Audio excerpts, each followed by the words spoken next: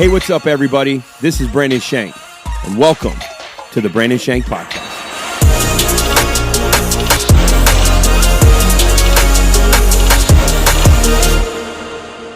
What's up? We're back. We missed y'all a whole week.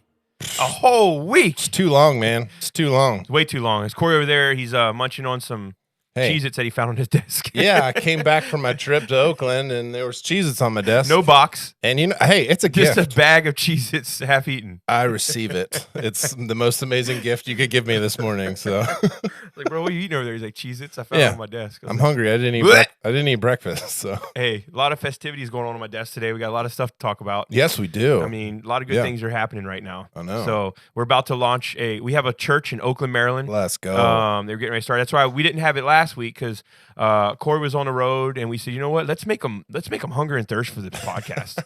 You know, let's give them a week without the Brandon Shank podcast. See what happens next. Yeah. But the Corey world fell apart, basically. It did. Yeah. I mean, there was a lot of instability in society. Billy Graham. Corey brought me this beautiful gift back. Look at that. This is a what do they call it? I just had it. First edition. 1953. Yeah. I mean, that's I love Billy Graham. That's the good right there. You shall seek me and find me when you search me with all your heart. Let me read an excerpt out of here. What do you want, a little excerpt? Yeah, let's go for it. Okay, page Random. 149. Oh. Page 149. The victory is yours. Claim it. Come on. That's why Billy Graham's the greatest. Jesus, it is your birthright. You have no reason ever to suffer even one defeat. Let's go.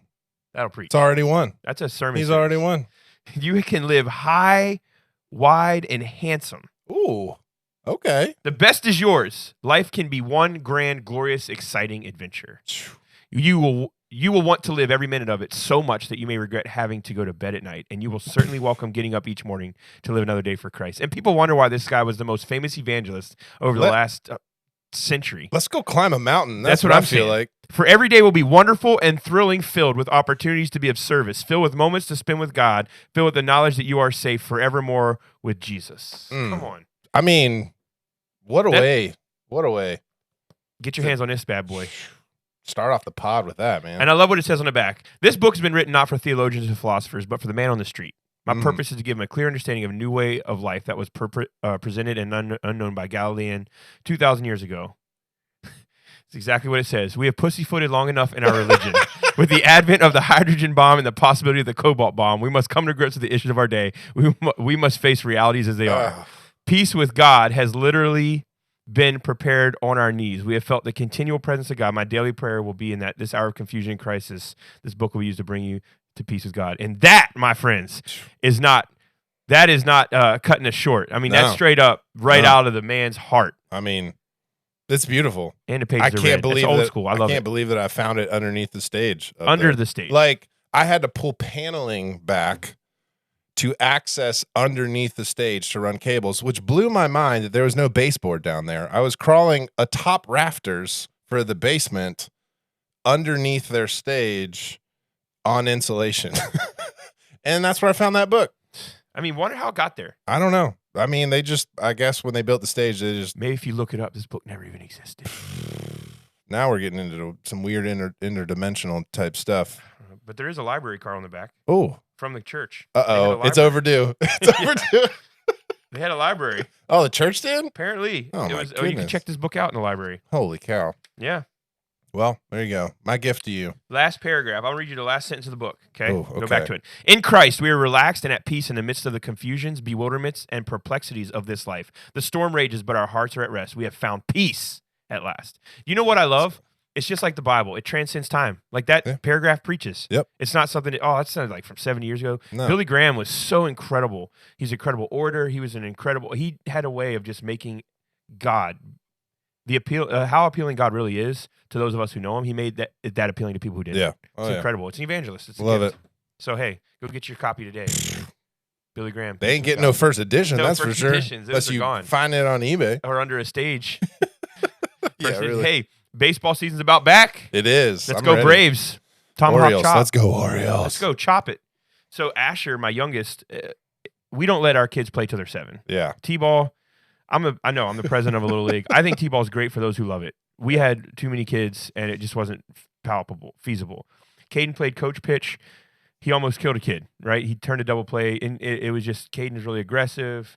He stepped on second. To get an out is great, but he stepped on second and threw to first, and the kid wouldn't pay attention, like hit him in the chest with the ball. Yeah. Well, you know what? We're not doing this. Yeah. So we have a league called Minor Farm in our little league where the kids pitch, and if they walk a kid, then if the kid has like one strike on him, the coach comes in and the kid gets 2 pitches. So 2 and 3 strikes. And he has to hit him no matter what. If the coach doesn't throw good, it's over. Anyway, so we said our kids will start at Minor Farm. Well, Asher is 6, just turning 7, so and we almost stretched it a little bit, but he's our last. He has been going to baseball fields for the last 5 years. He wears his uniform every week of his hand-me-down brothers, and people are always like, oh, did you play today? And he carries his backpack around with his bats in it and his sunglasses on and his hat, and you're thinking you're a horrible dad. And that might be your opinion. And maybe you're right, but he's making his debut. Hey, but can I say before you even go any further, I mean, not playing T-ball, but having 3 older brothers, I mean, that's better than T-ball. I agree. That's better. Yeah, and he plays more baseball than most T-ballers. Yeah. So his first practice was 2 weeks ago, and he is waiting. So I always tell kids, get your water, get your bag, get it out the garage, put it in my truck, whatever. He is waiting with his bag, standing beside the car, waiting for it to be unlocked for 10 minutes. Already packed, better than any kid because he's waited so long. So Asherbug, we call him Asherbug. Hey, bro, do your thing this year. And he caught in the scrimmage, and he would keep doing this. Nice. And it kept reminding me off of Daddy's Home, too. I'm going to do it. The snowball? Yeah. You can't throw that thing. And he throws it, hits his dad in the face. Oh, man. Yeah, that's what he kept reminding me. He kept doing that. I said, Asher, just throw that thing, bro. Yeah. But he did great. So, that's awesome. Yeah.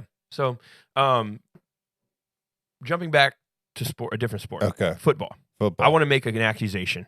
Oh, man. I want to make an accusation about the state of the Philadelphia Eagles. Okay. So Jason Kelsey and Fletcher Cox both retired within days of one another, right? Yeah. The captains on the team. And obviously, they had talked about it. They'd say, like, it's time. I want to say this.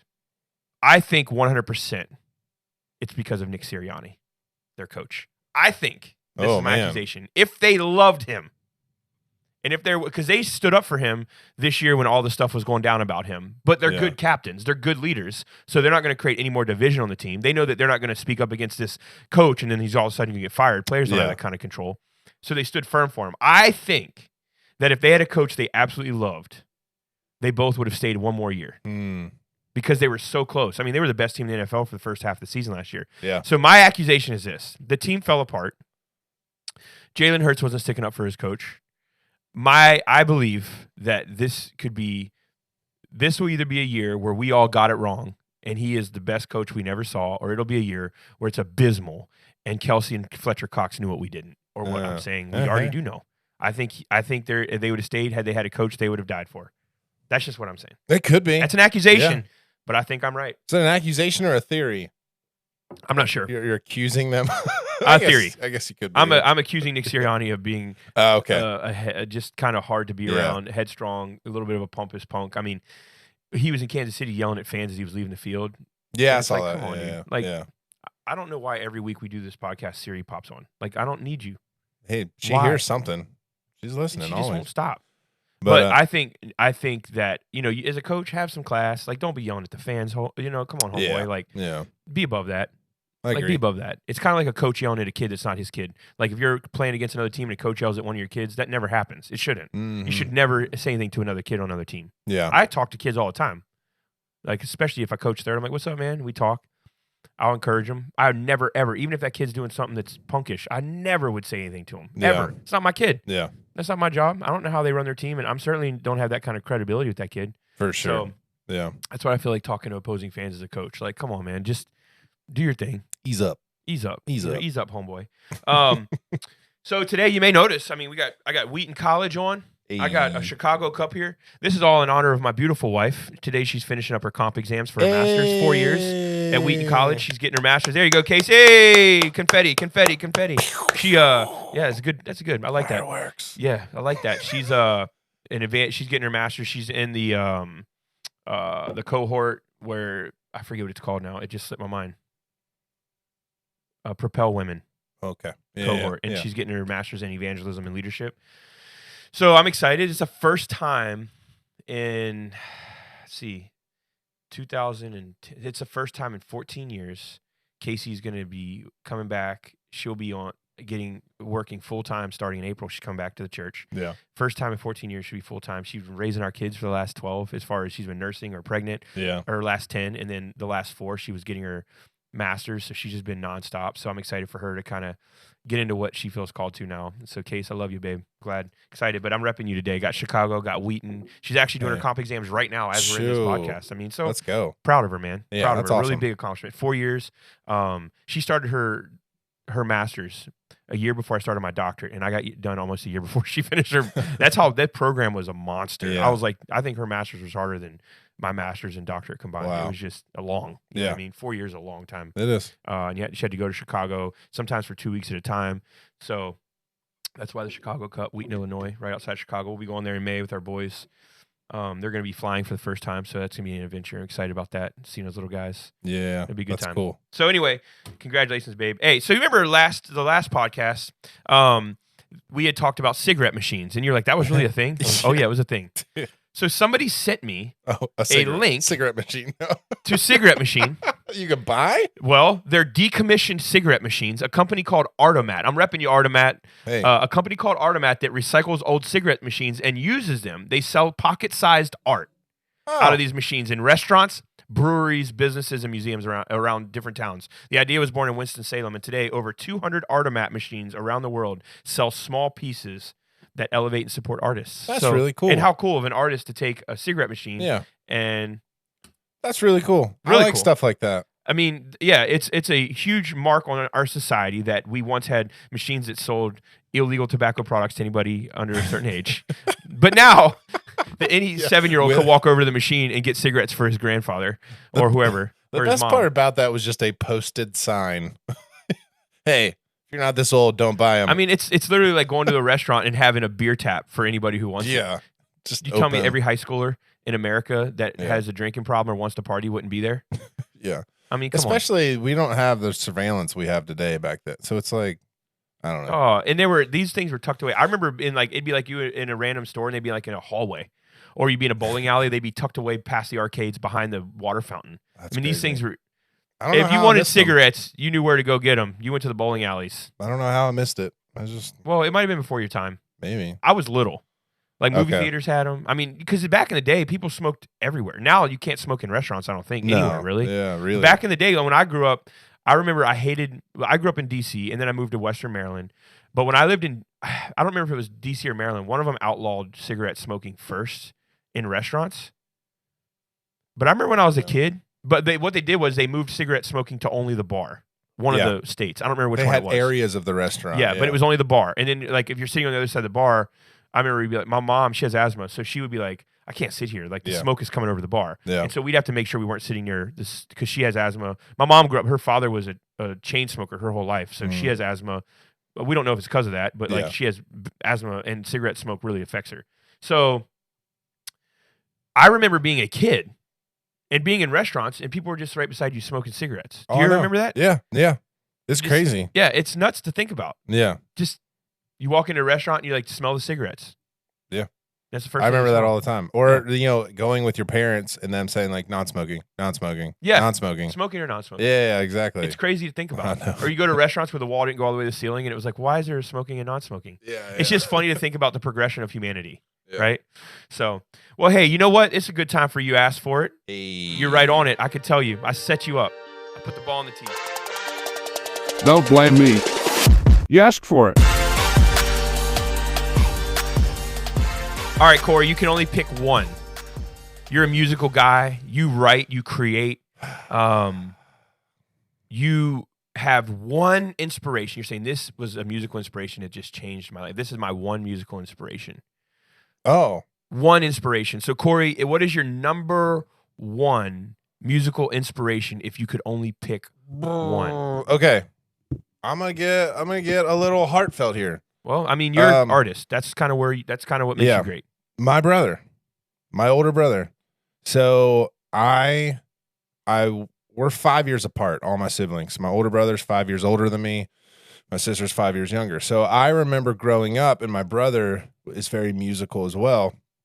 And just watching him, he got a drum set. So I think I was around 6 when he got, I don't know, somewhere around there when my brother got Casey, interested. shout out for you, Casey. Hey, Thank you, Casey. So he started to begin to be interested in drums. And so therefore, as a younger brother, I started to get interested in drums. But probably the most defining moment of my life is I remember before my brother was getting ready to go to college.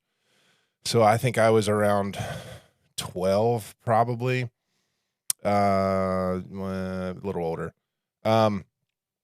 His old acoustic, and I still have it to this day. He basically gave me his old acoustic. And he said, hey, when I come back to visit in a year, I want you to know how to play. And I took that as like, oh, challenge accepted. Let's go. And I just dove into it. So around that age is when basically that kind of musical part of me, I think, really came to life. And that's kind of written the story from there. So probably the biggest person, that influenced my musical abilities was my brother, just kind of like challenging me and being like, hey, when we come back, I want you to know how to play. We can play together and stuff like that too. So yeah, huge shout out to my brother. Casey Broadwater. Thank you, man. We're actually hoping to do some music together this year too. So That's we've awesome. been talking a little bit about what that might look like. But well, hey, Casey, your little brother's impacting the world, man. So thanks for pouring into him. That's why it's important to love your brothers and sisters, man. Appreciate you, bro. Take care of your kids. Take care. Take care of your fam, man. Take care of your brothers and sisters. This is why. Got albums coming out of this guy over here. I mean, it's great. It's a beautiful thing, man. Brandon, have you ever gotten thrown out of a baseball game? Wait, again, your segues. I was getting ready to ask you, what about you, man? And you're like, oh, my musical influences? Yeah. Well, I'm not musical. Well, but like, I like music. We all love music. Yeah. I mean, what was the moment, or what was the album, or what was the time in your life where music became like, oh, I get it. Like I'm locked. Music is. I mean, come on now. Everybody, if you don't like music, I don't. DC we're talk, wired, man. I knew DC talk. I knew it. I knew you were a Jesus freak. Dude, Toby Mac, man. There was something about that album. Free at Last. Yeah. That Free at Last. The other night I met a girl and she looked at me so nice. I asked her for the digits, didn't think twice. A couple days later, caught her up and asked, I said with you, I said with me. Said without a doubt. I took her to the garden where the guys grow the olives. I rapped that in church, in a very traditional church. And it was in Oakland. Okay. And there was a lady, God rest her soul, named Dottie Schweitzer, rocking a moo-moo on the second row. Hey. And Dottie gets up. Oh! I said, Dottie, I know Dottie is no longer with us, but Dottie has no idea how much her in that beautiful gown she was wearing has inspired me in my life to be like, there's a Dottie in every place that I go. When I don't think I got what it takes, there's a Dottie. Oh, yeah. Somewhere. You need a Dottie. As a kid, she changed my life because she was the only, people were like, that's a hype grandma right there. We're singing like organ and piano music, which is fine. Yeah. But then you get up there with DC talk. Come on, somebody. So me and my best friend, I taught my dad to let me do this. And my dad he was not happy. I mean, everybody's wearing suits and ties. I mean, that's kind of church. It's Sunday night service, and your boy gets up there. This is kind of one before, different kind of one before. She's that kind of girl. You don't know that song? I do know that song. Of course anyway, I know that song. It is a Christian song for people who don't know. But no, man, I don't know if it was an inspiration, but that was my jam. They were my jam growing up. There you go, man. You know what I mean? I knew it. Thugs and Harmony, but that's different. That was a different time in my life. I like both. It's about the same time. Yeah, actually. Maybe at the cross, you won't be lonely. Gonna save everybody. Yeah, you and my wife. She's got good taste. What can I say? Oh, man. So have I ever gotten thrown out of a baseball game? Yes, almost. I've never gotten thrown out, but I did have 2 close calls. Okay. The first one was at States for my 10U team one year in Little League. Now, those of you who coach Little League, the rules are very, very strict in All-Stars. Yeah. Well, I didn't know it, but I was at States for my 10U tournament, and I stepped out of the dugout to yell at something to one of my fielders. And the umpire says, Coach, if you step out of the dugout again, you're thrown out. So I didn't know that it was a rule that you couldn't cross that threshold while your team's on defense. Now, the umpire and I were cool. We had after the game, we were walking to our cars, and I was talking to him, and then he umpired another one of our games. And then right after that, 10U States was over. I don't know where I drove, up to Virginia, Northern Virginia, because Caden had an 11U States tournament. Yeah. And at the 11U States, he was there, the same umpire. And he comes over to me, he's like, man, this guy's trouble right here. And he's a cool guy. Yeah. So I don't know if that really counts, but my coaches sat in front of the dugout on buckets to not let me walk past because they knew I'm just kind of an excited guy. Yeah. So they kept me in the dugout the whole game to make sure that I wouldn't walk past the threshold. That's probably not what you're looking for, but I don't really get riled up at umpires. Like that's not my thing. I did have an umpire last year, a 12U game, and he was a newer umpire, and his feelings got hurt a little easier than others, I guess, because I was in the dugout talking to one of my coaches about how awful the calls were in my dugout. I wasn't loud enough for like the whole sideline to hear, but my wife tells me when I talk, everybody can hear me. And so I'm talking to one of my coaches. I'm like, bro, this guy is awful. I'm like, he keeps calling out or he keeps calling these balls, but we're set up middle, And he's like, coach, he stops. Hey, coach, you say one more word, you're out of here. I said, what? I said, I didn't say a word to you. He said, I can hear you. Yeah. I said, okay. I wasn't even talking to him. I was talking to my coaches. Yeah. So in between innings, I walk out to him. I said, and we had a doubleheader. It was the first of 2 games. And I said, hey, if I get thrown out this game, can I not coach the next game? Because I was just curious. Because I thought this guy's going to toss me for no other reason. Yeah. I said, I'm asking. And he goes, I don't know. He said, so he called the other umpire over. He goes, if I throw him out this game, is he thrown out both games? The other umpire says yes. I said, okay. I just need to make sure. And he goes, yep, you'll be thrown out both games. I said, all right. And he never said another word to me 2 games because I wasn't talking to him. Yeah. I was talking to my coaches. Yeah, the guy was awful. It was like, but umpires are human. Yes. So I was frustrated. I was talking to my coaches. I wasn't yelling at him. I wasn't trying to do it as a backwards, snide way of getting at him.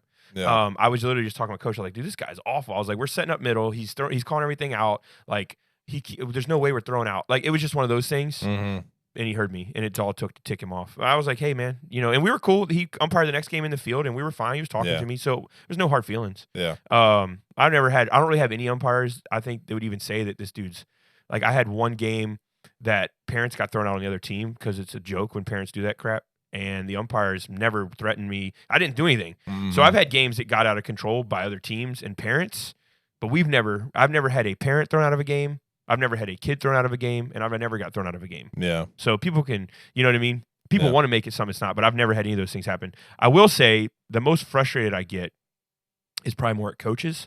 I've never had a spat with a coach on a field. I've never yelled at a coach on a field. I've never had an issue with a coach on the field. So I'm going to preface it with that. Yeah. But sometimes coaches make this way too much about them and not about their kids, like because they have too much. It's like, listen, your days are over. You're not going to the league. You're just there to coach. Yeah. And so some of them act like these kids are a means to their success, and I can't stand that because the kids are not there for you. You're there for them. Yeah. So I will tell you, I've never gotten thrown out of a game, but I have wanted to punch a coach in the face.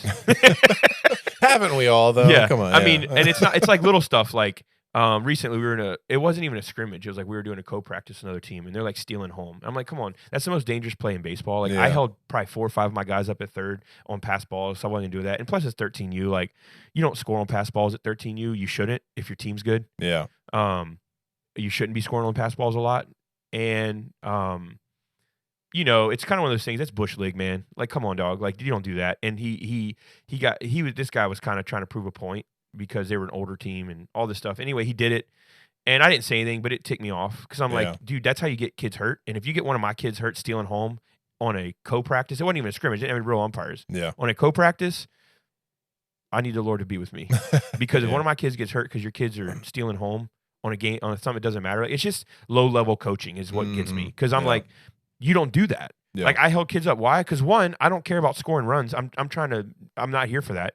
I'm trying to figure out different things on my defense. 2, and my pitching. 2, that gets kids hurt. So when coaches do low level stuff because they have ego in it, I cannot stand that because kids deserve better. Yeah.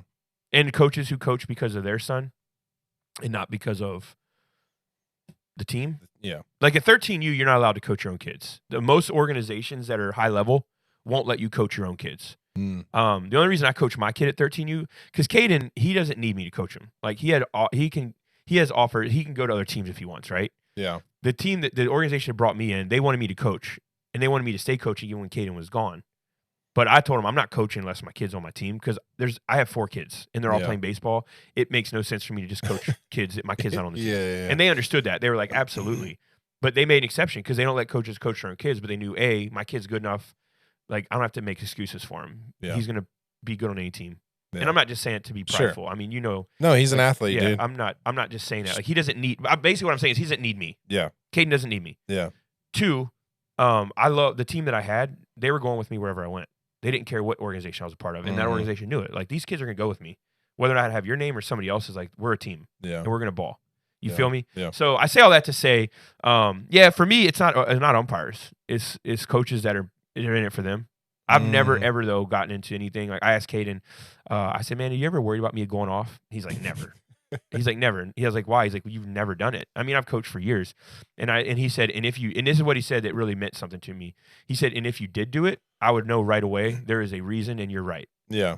That's what he said to me, and I'm thinking, well, that's awesome for my kid to say that. Yeah. Because I've never had a spat, never had an issue, never gone off, like, never even gotten close. Like, Yeah. I've gone out and questioned umpires all the time. Like, I'll go out and call the umpire, hey, can you look at this call? Like, this dude clearly didn't see what I saw, and that's it. Yeah. And if they say no, I just walk off. You ain't gonna win, so why argue? It's not like they don't ever change their mind. You know what I mean? Yeah. You can go appeal to an umpire, but it ain't happening very often. So the Yeah. best thing to do is just get in good graces and honor them. Yep. And they'll honor you. Yep. So, Not worth it.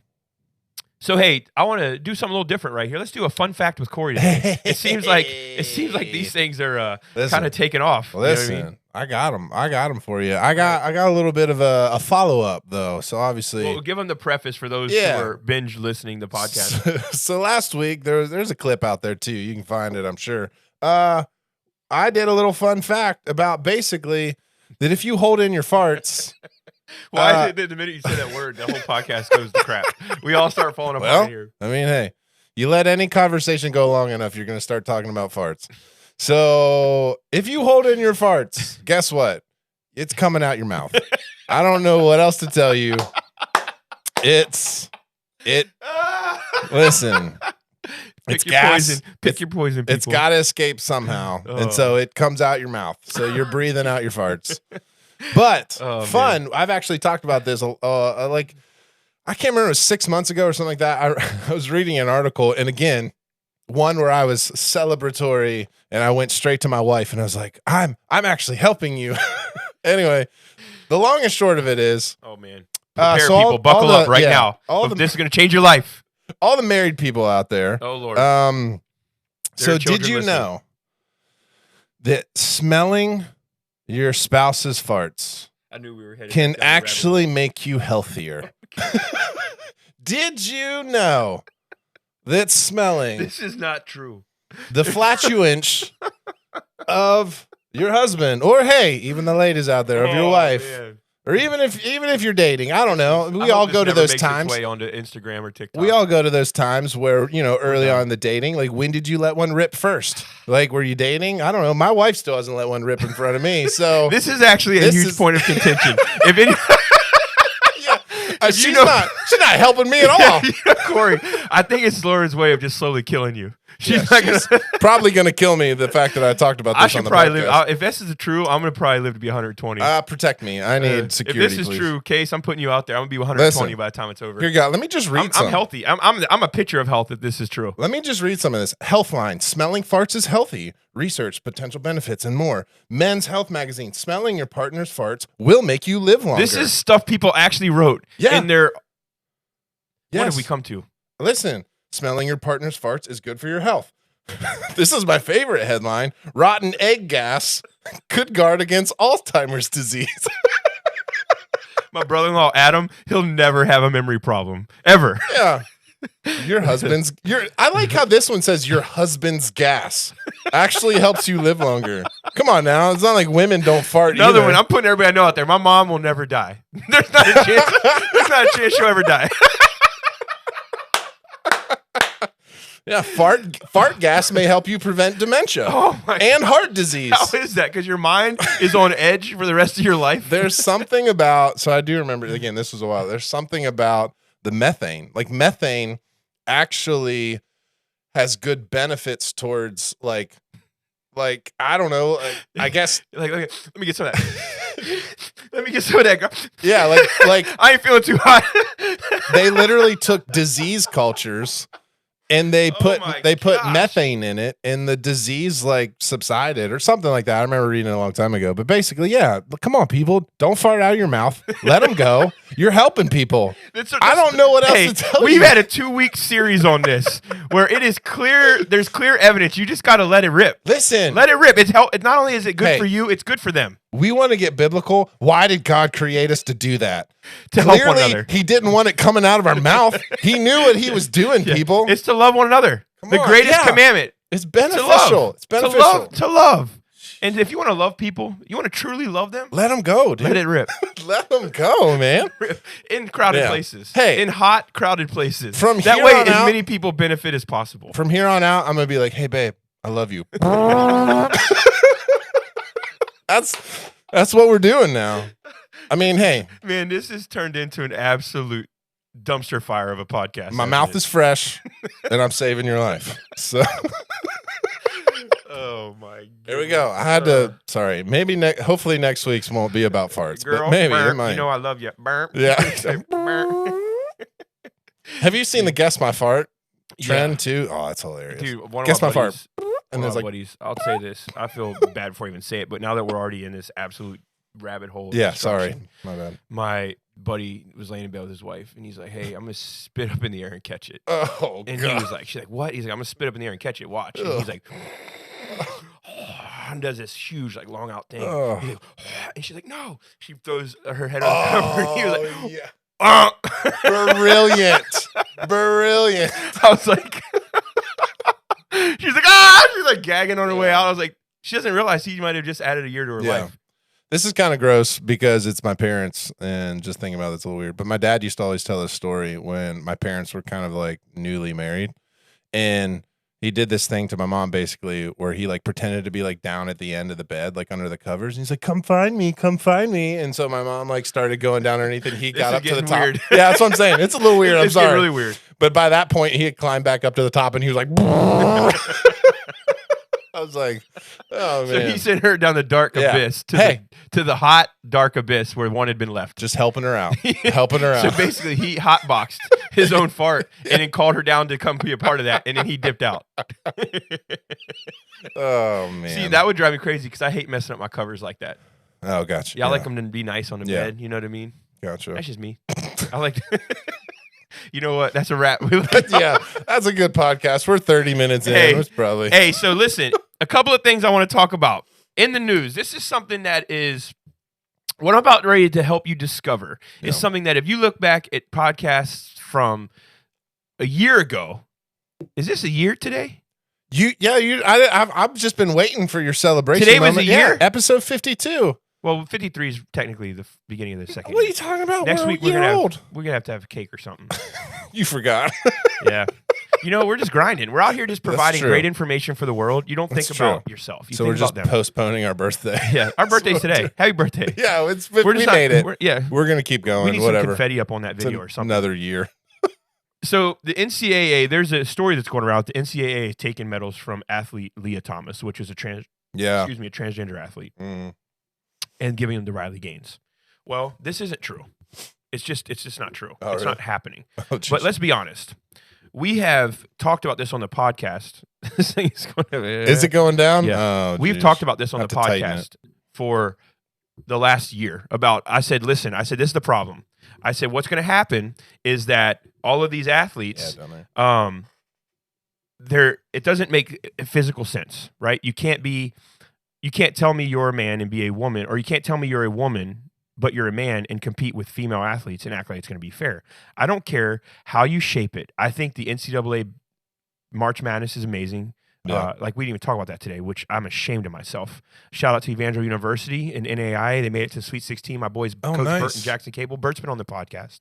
Yeah. They're in the Sweet 16. They beat a number 2 seed last week, and then I don't remember if it was number 1, but they got to Sweet 16, so they're in Kansas City this weekend. Sweet. Shout out to y'all. But then the NCAA March Madness starts tomorrow. I mean, the playing games are starting, but it starts tomorrow. But the women's tournament has already that's kicking off. And a lot of people say, well, women's sports isn't that. Listen, the tournament's going to be great. I mean, you got Caitlin Clark. They got some good athletes, absolutely. right? LSU's looking amazing. So my point is this. I think that there's got to be an understanding. Like, you look at Caitlin Clark, Angel Reese, these different people. There's got to be an understanding that females do not have the strength and the ability athletically that males have. It's that simple. Yeah. You don't see girls dunking all over the court. There is a reason. Yeah. Most every D1 basketball player can dunk a ball, right? Mm-hmm. It's not saying one is. It's saying we are made differently. Yeah. You cannot defy how we are created by our Creator. It wasn't to make one more better than the other. It's that if you have two people in a room and you're trying to figure out, if you have two people that are a team and one is really good at basketball, one's really good at shooting, one's good at rebounding. There's a reason, right? Mm-hmm. Well, if you look in the scriptures, men are made a certain way for a certain reason, women are made a certain way for a certain reason. It's the way it is. We need each other.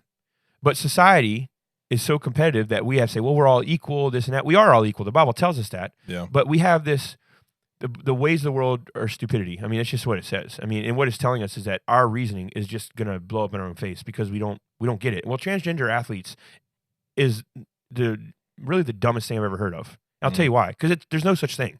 Yeah. You can tell me you're something, that's fine. Well, what's happening is, how much harm are we doing? As a world, we want to love transgender and we want to help these people. Well, what are you doing to help them? You put them on a stage. You let a man beat women in a women's sport that they have trained their whole life for and gotten to college for. And now there's the scrutiny that person is getting because they are transgender and you've allowed them to compete against women. Is that better for them than if they had never been allowed to compete? And now they're talking about the medals, and eventually it's coming down to the transgenders are not going to be able to compete. They shouldn't. It's not fair. It is not fair. I don't care what you think you are, what God created you as. It's not fair. There's nothing physically, anatomically. It is just not fair. Yeah. Period. So, in the NCAA, are you helping these people? You're not helping them. Mm-hmm. You're telling them to compete in a girls' sport, and now they're under scrutiny because of your inability to stand up and to lead and to help them in their lives. You're just saying, yeah, come and compete because you don't have an answer. And so it's passive leadership that now these athletes are eventually going to be really hurt. These transgender athletes are going to be in a worse place than when it started, right? Yeah. And so it's a joke to me. The whole thing is an absolute joke. So, yeah, they're not giving these medals to Riley Gaines, who's very outspoken against transgender, or the transgender athletes, which I get it. Yeah. If I'm a female, because you're not going to see females jump into male sports and just dominate them. No. You're not going to have this problem. You haven't. There's not going to be a female that jumps into football and all of a sudden they're the best linebacker. You're not going to have a female jump into the NBA. You're not going to have a female jump into the majors. It will not happen. Yeah. Because they're just not as strong. They're just not as, there's different level of athleticism. It is different. Call it what you want. It's not sexist. It is stating a fact that men's sports, the only women's sport I love watching more than men's is tennis and soccer. And I don't watch much tennis, but with Serena Williams and Venus, like they were amazing to watch. Yeah. Soccer, I grew up when the women's national team won the World Cup. The Brandy Chastains and Mia Hamm. I thought I was going to marry Mia Hamm as a kid. I was hoping, but that generation, I remember watching them win that in my room on television. I remember watching that. Yeah. So yeah, the women's soccer, I'd much rather watch than men's. I don't know why. It's just something that I like. Yeah. But it doesn't mean that they're more exciting than the men. Yeah. I don't know if it's true. I heard the women's soccer team got beat by a high school team. I don't know if that's even true. I A high school guys team. Yeah. I don't know if it's true. And maybe they were Look it playing up. with half of an effort. My point is, they're not the same type of athlete. I think women can be phenomenal athletes, but there is a strength factor that cannot be duplicated because they're not made that way. Yeah. Well, I know Serena Williams has been very outspoken about the fact, because this conversation has been brought to her before, and she was like, I wouldn't even be close. Like, I wouldn't even make the ranks of men in tennis. She's like, there's no way that I could even compete with even any of the lower tier men in the men's tennis league. She's like, they serve way too fast. It's just a different, again, it's not that one's better than the other. It's not that like this is some huge competition, but even she is basically, the elite of the elite of her league. I mean, she's very realistic in being like, no, I would never want to do that. Like, what an amazing amount of integrity it takes to say that. Yeah, exactly. But it doesn't lessen her in any way. Yeah. Like that. But that's what I feel like the world wants to tell you, is that now she's less of something because of that. It's just like, no, we are physically built different. Yeah, she's amazing. And the conversation always goes to outliers. It's like, well, you can have a really like scrawny guy and like a built. Well, those can be outliers, but it's not the norm. It's not the average. And so we're communicating from a place of, well, what is the average here? Sure, you can have things that happen that are, I'm 6'7", other people aren't. There's outliers for sure, but it's not the norm. Like it's not baseline, and we're talking baseline here. Well, the NIL is ruining college sports, and transgender rules are ruining people. That's the thing. These transgender athletes, it's not fair to them. Just tell them no. It's that simple. Yeah. So was Carly Lloyd, was she a player on the U.S. team? Yeah. So yeah, she confirmed they got beat by a 15U boys team. Yeah. They said they were bigger, stronger, and faster. So that's my point. It just is what it is. It's not a bad thing. It's just a thing. You know what I mean? Yeah, exactly. You want to be? We would take a whole year's worth of podcasts to say all the things women are better at than men. Oh, okay. So it's like, yeah, you just have. It's not about value. It has nothing to do with value. Just have our wives on the podcast. They'll tell you. So yeah, exactly. So Nick Saban has come out and been very outspoken about the NIL in college sports, and really that's the reason he retired. And he's been very vocal about that. He tells a story about how him and his wife had hosted a bunch of recruits, and his wife always sat down with the moms, and he would have the recruits at his house for a breakfast, and his wife would go take the moms, and they'd go sit down and just kind of talk and let her know, we're going to take care of your sons and this and that. And he said after the breakfast they had, his wife came to him, and they've been doing it for however many years, 40 years, 30 years, whatever. And she came to him and she said, "Why are we doing this, Nick?" He said, "What do you mean?" She goes, all they care about is the money. They don't care about anything else. They just keep asking about, they want to know the money. Yeah. And she's like, this is not, what's the point? And I was ruining it because these families, like the Johnny Manziel story is very interesting on Netflix. Have you watched that? Yep, I have, yeah. Where, he made all that money for that school. And they built all these new facilities and he didn't get any of it. So do I think it's lopsided? Yeah, I think the schools get rich, the conferences get rich, and the kids don't get anything, but they get a free education. Yeah. And I don't understand why instead of getting these kids sponsors and making them millionaires, I mean, the problem is when you have a kid that makes more than his coach, or you have a kid that makes more than his position coach, you have a position coach that's telling you how to do things, and you're a millionaire, and he's making $700,000 a year. Yeah. I mean, it's not good for sports. And what's happening is I don't understand why college wouldn't have said, all right, a full ride now includes $3,000 a month for this kid. Can you imagine? When I was in college, if somebody would give me even 3 or 4, or they say, hey, a full ride is going to be your education's paid for, you get a car, and we're going to give you $60,000 a year in a salary. You're making $5,000 a month for just you. You have a car, and you get a full ride. Like, why can't that be a uniform thing? But you're not allowed to do anything outside of that. So yeah, it's not a ton of money. It's not millions, but you're making $60,000 a year to play a sport, getting a free education in a car, whatever. Why does it have to be? These kids are signing $1 million NIL deals before they even get to college. Yeah. It's ruining it. I don't understand why we had to go there. Well, I'll tell you why, because they would have had to get rid of every college coach, mostly every college coach in basketball and football, because they were starting to get caught. And they were going to have to suspend so many coaches and so many players that they wouldn't have had a league. I mean, the reality is this has been happening. You heard it all the time. I mean, Jim Harbaugh was getting in trouble for buying people cheeseburgers. I mean, come on, man. Do you know what I'm saying? It's like, give me a break. Yeah. It's a dumb rule. You bring up an interesting point, though, basically, when you said that, if you've got, students that are making more money than their coaches, it kind of is an interesting concept, one that you could even take biblically, that it's like the world clearly places a certain level of authority by the more money you make. Sure does. And, Jesus didn't walk around this earth with earthly riches. And I think, yeah, we do think that way. We absolutely think that way. And it doesn't mean that it's like, yeah, so if you had a student that was making more money than a coach, does that give the student more authority than the coach?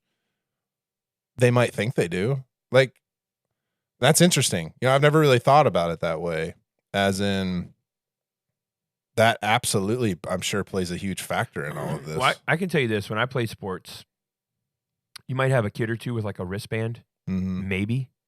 Everybody wore the uniform and played the game. Yeah. The kid that was cool was the one who had the good sunflower seeds. Everybody had sunflower seeds, some gum. You might have a wristband. I remember I wore wristbands for football and baseball, and I was kind of like a decked out kid. Yeah. You know what I mean? Mm-hmm. Consider now our kids have arm sleeves, a wristband over their arm sleeve. Sliding gloves that look like popsicles. They've got eye black. They've got, Oakley, whatever. They got so much gear. They got $1,000 in accessories. Accessories. They got. I mean, my cleats. I wore the same ones until I grew out of them. You know, our kids get new cleats all the time, and it's not because they're just entitled brats. It's because like it's a different type of baseball these days, different type of sports. Well, I say that because our kids, society now, the culture around our kids and the athlete is about the look as much as about the game. Yeah. And a part of that's the money problem. You know, you got to look like you have money before you have money. You got to look like you're a good before you are good. I've seen kids decked out that they can't hit a baseball to save their life. I'm like, bro, I remember growing up, you don't deck yourself out until you've earned it. Like the kids on our team that were decked out were the best players on the team. Yeah. And everybody else was like, I'm not doing that. It was like, you got to earn that. Now everybody just, I have a right. I'll just deck myself out. And I'm fine with it. Yeah. But it's all the same world, man, where you kind of look the part, whether or not you are the part. And I think with the NIL deal, it's like, we're just going to pay mad money to all these kids. And it will destroy college football. Yeah. It will destroy college sports unless they get a hold of it and fix it. You know, it's going to destroy all of it. And you know, with the PGA, there was all this stuff last year with the PGA and the Live Tour. You know what I mean? Where basically Rory McIlroy was a spokesperson for PGA. They kind of made him a poster child. Well, then out from underneath of him, if you watch the that Netflix special, it's called not Swing 2 or Golf. I forget what it's called, but it's like the PGA, follows the PGA Tour on Netflix. I've watched some of it. But basically, they went out from underneath Rory McIlroy and just came to a unification deal overnight. They live in the PGA, and he knew nothing about it. So basically, he used his influence and his status to kind of fight for the PGA. Then out from underneath him, they just did this unification deal. It's just all sketchy. It's all money. Jeez. It's like every man for himself. So anyway, so hey, to something that I really like to get people's opinion on, I would love for you, those of you listening, take a minute when you hear this part of the podcast. Always like, subscribe, give us comments. We love to see them. We love to read what you write. But write in. Let us know what you think about this particular subject, because this is something that I'm actually very curious about. So Bridgetown Church, I don't know if you've heard this, in Oregon. I don't think I have. Bridgetown Church, very popular church, very big church, a famous pastor. They shut down their online. And their reasoning for shutting down their online is that the church's shift does have implications for different segments of their current audience. Local attendees who occasionally relied on the live stream are encouraged to prioritize in-person attendance and participation in midweek community groups. Those who have benefited from the live stream as a supplement to their spiritual growth while attending other churches will still have access to the teaching. They're just going to post it later. And then it says, however, groups that have relied on Bridgetown Church's live stream as their primary form of worship are encouraged to find a local church community to gather with and live out their faith together. So they're shutting down their live stream so that people that were watching them that aren't local to where anything they have can go find a church community to be involved in. And those people who watch it that miss church, they're going to post their stuff online after, like they're just their messages, but not the whole service. Yeah. But they're just not going to stream it anymore. Yeah. And they said, while it was good during COVID and the pandemic to have that, it's not good now. And honestly, for us, you know, we consider ourselves an online church with a physical location. We have a campus that's going to be broadcast to Oakland. We're launching it 6 hours away. Yeah. We have more campuses that are getting built right now that are going to be hours away. And so while that may not be looked at as a live stream, it really is. It's just people gathering to watch a live stream. They're going to have community. They're going to have youth. They're going to have kids. They're going to have all that, but it's their own thing. So I think it's just very interesting that now churches, these are a big church, a lot of influence. Yeah. And they're going to shut it down because they're saying we want people to be in person with each other and gather. I have a million different ways I can go with this because, one, we have a huge sports community at our church that go to our church, that they watch it on Sundays while they're traveling, you know? Yeah.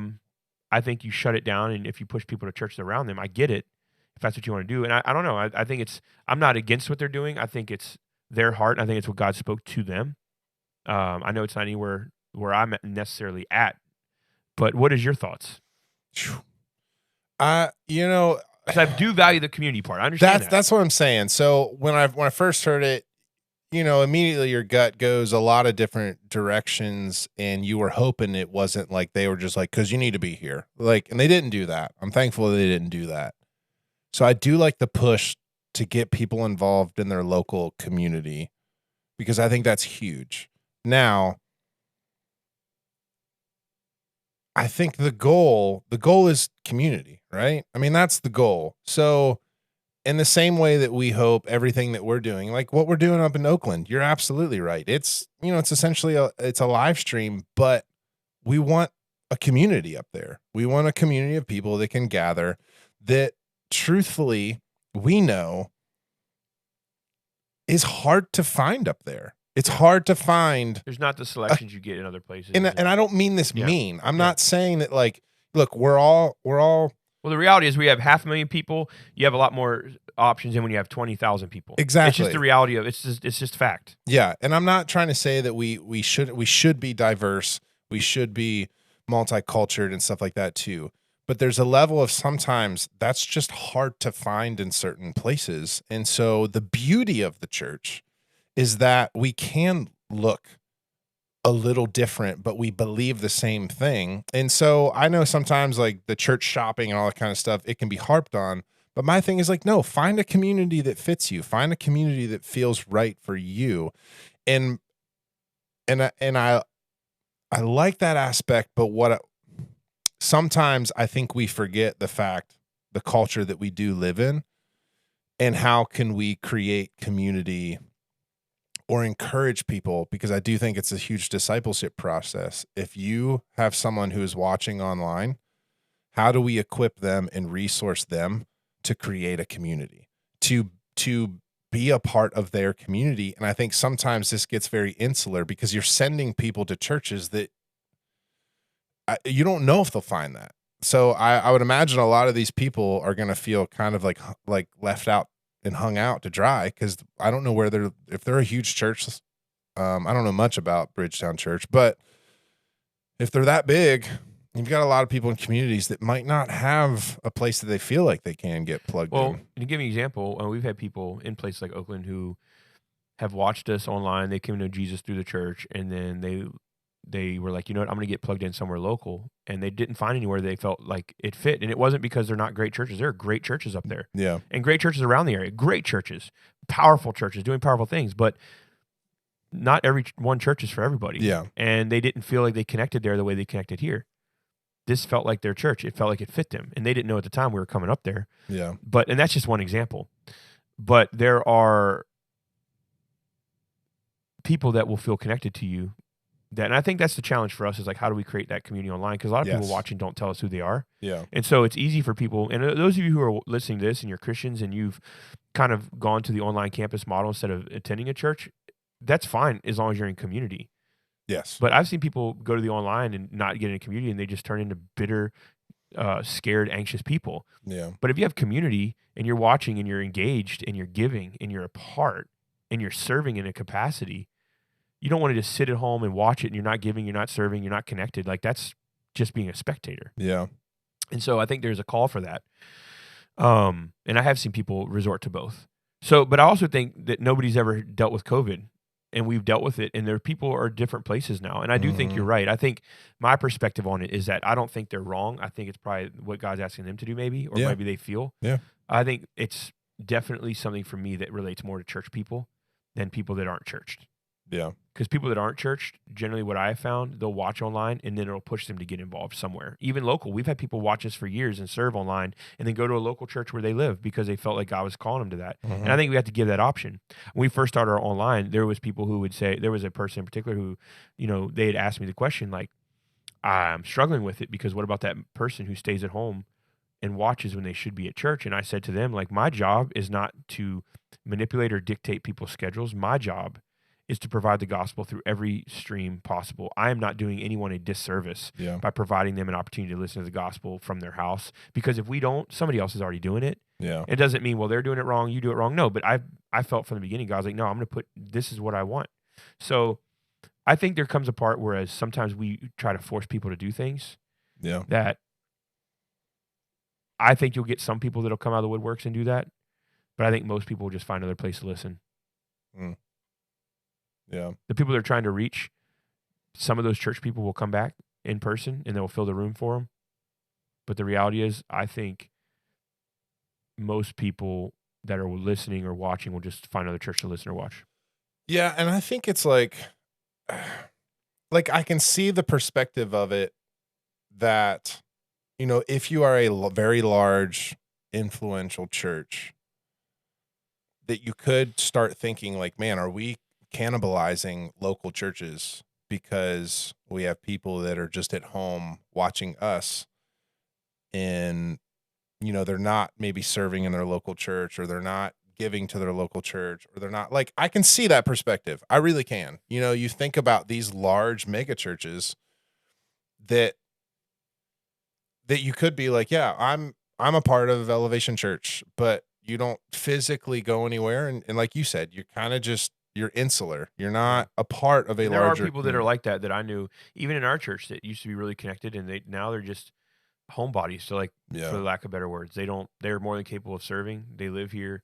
Yeah. They don't want to serve. They don't want to do anything. They just watch us online, and they give, and they just feel like that Yeah. takes care of it. And the problem with that is that you put weight on people around you. Like, as a believer, you need people. Mhm. Somebody's carrying that weight. You're like, Yeah. well, I'm just not going to talk to anybody. Well, maybe your spouse is carrying your weight. It's not right. Yeah. Maybe because you need people. So you think, well, I just won't talk to anybody. We'll just hang out here. Well, if it's you and your spouse, or you and whoever, somebody's carrying that for you. Yeah. And it's a lot. And I think that's one thing a lot of times we think, well, it's just me and my spouse. But you're not made to just be you and your spouse. It's not the way God intended us. And you're not fulfilling what he's got. There's no way you can fulfill what he's got living like that. Mm-hmm. Not only that, like, you're getting miserable. It's not Yeah. the way he's designed us. Yeah. And that's why I think internally, we've had this discussion, and we know it's you strive in one direction. And I guess this is the hard part. I don't want to say hard part, because honestly, there's a part of it that's it's exciting. It's a challenge. It stretches you. But the part about church and ministry, whatever you want to call it, it's trying to be like Paul says, I've become all things to all people. It's like, oh, how do you do that? Like, it's hard, and it's a challenge. And so we know, hey, we're called to be an online church with physical locations. So therefore, there's a lot of time and energy that gets invested in the online side. But at the same point, you got to have a lot of time and energy invested in the community side, because we know people need both of these things. They need access, and we need to be people and leaders and pastors that are accessible. And so what does that look like? But we also know that people have to be a functioning part of their community, because it is for their benefit, and that is what God has called us to do. For me personally, it wasn't until I moved here to Virginia Beach that I felt like I actually started to become a functional community Christian. Like, I felt where I used to live, it was just insular. I was a part of a church. I've always served. I've been on staff. I've been, a pastor for, goodness, I don't know, 16 years now. But you just live in a bubble sometimes. And I've realized here, and yes, it's the age of my kids, and so I'm coaching and I'm involved in, baseball and now basketball, but I feel like I am an integrated part of the community that is both included with my church, but also my community, like non-Christians. And that's where I need to be. And that's where people need to be. And I think churches have to be able to communicate. Look, a person's personal faith journey is their journey, and they have to feel the Holy Spirit's prompting to do those things. We can't do the work for them, but we can resource them and we can teach them.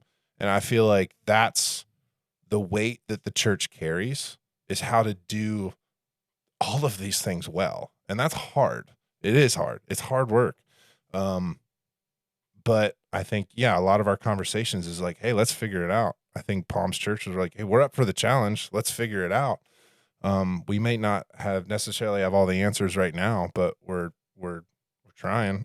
Oh, yeah. So I think about all of those things when I hear something like this. Yeah. It's like, man, Paul said it best, and I think we're all just striving to figure that out. Yeah, and I think every church is different. Every church got their own calling. Yeah. But hey, final thought. Oh gosh, you got me on final thought today. Here's my final thought. I think I saw a sticker the other day. I just want to advise you to never put on your car. It said, I stand for the flag and kneel for the cross. Oh, yeah. And I'm like, let's just not mix politics and Jesus. Because what happens is nationalism is not Christianity. Yeah. You know what I'm saying? And I think people have mixed that. And so, unfortunately, you do see this a lot in the 60 and over crowd, man. I don't want to call y'all out, but I'm calling y'all out. Like there's just this nationalism that's, I don't even want to say his name on here, but, certain presidents that people think are Jesus ordained. And it's just such a deception Yeah. out there. Yeah. But nationalism is not Christianity. Your country is not Christianity. This isn't God's country. This isn't God's people. We're all God's people. Mhm. And don't mix them up. Philippians 3:20, I love what it says. But our citizenship is in heaven. That's what you're a part of. And it says, and eagerly await a Savior from there, the Lord Jesus Christ. And that's what it's about. And so does it bother me? Yeah, it bothers me because what happens in the mix of that is that people get turned off to your Savior or the person that you say you serve because of the things that you think you have to do in order to show that you serve him. Mm. The people that kneeled for the flag, listen, we live in Virginia Beach. We've got fighter pilots, Navy SEALs. I was talking to one of good buddies. He, just retired from the SEALs. I was just talking to him before we came on here. I have the utmost respect for these guys, the families, the sacrifices. I coach a ton of kids that their dads are SEALs and they're gone, and just the stuff they do, and fighter pilots kids. I mean, I coach a lot of these kids.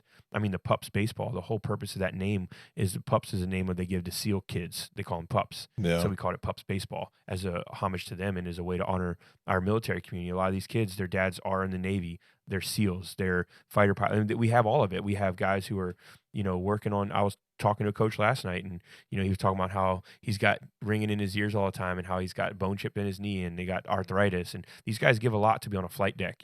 There's just a lot of sacrifice. So I have the utmost respect for the people who have served and do serve. Yeah. And I think absolutely 100%. I get why people don't stand because of their stories, and it's Yeah. different than mine. I don't have a reason not to stand. Yeah. Personally. Sure. But there are a lot of people who might. Yeah. And a lot of people I would say that do. The country for them is different than what it was for me. Mm-hmm. And it's that simple. I just think it's not that we have to be careful. Absolutely 100%. You cannot mix this country with Jesus. Yeah. You got to know the difference. So I want to encourage all of you, man, let your faith be your faith. Let Jesus be a standalone. I love my country, but my nationality has nothing to do with my Christianity. Let me pray. Lord, I thank you so much for all that you are. I thank you for your goodness, your mercy, your faith. I thank you for each listener. Pray they would know you're with them. God, we love you, and we're grateful. And everybody said, amen. Hey, always comment, like, subscribe, share. Sunday, 9:30, Palms Church will be with you. We love you guys. We'll see you next week.